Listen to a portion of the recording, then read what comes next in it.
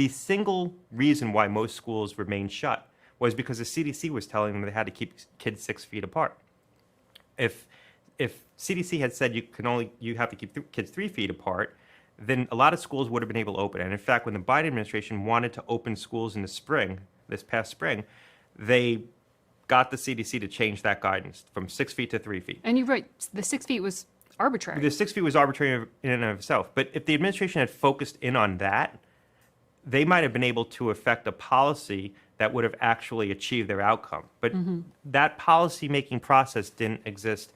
And the 6 feet is a perfect example of sort of the lack of rigor around how CDC made recommendations. Nobody knows where it came from. What? Most people assume that the 6 feet of distance, the recommendation for keeping 6 feet apart, comes out of some old studies related to flu, where droplets don't travel more than 6 feet. We now know COVID spreads through aerosols. We've known that for a while, so how operative is that?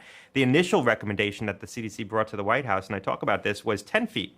And a political appointee in the White House said, we can't recommend 10 feet. Nobody can measure 10 feet. It's inoperable. Society will shut down. So the compromise was around 6 feet. Now imagine if that detail had leaked out. Everyone would have said, this is the White House politically interfering with the CDC's judgment. The CDC said 10 feet, it should be 10 feet. But 10 feet was no more right than 6 feet and ultimately became 3 feet.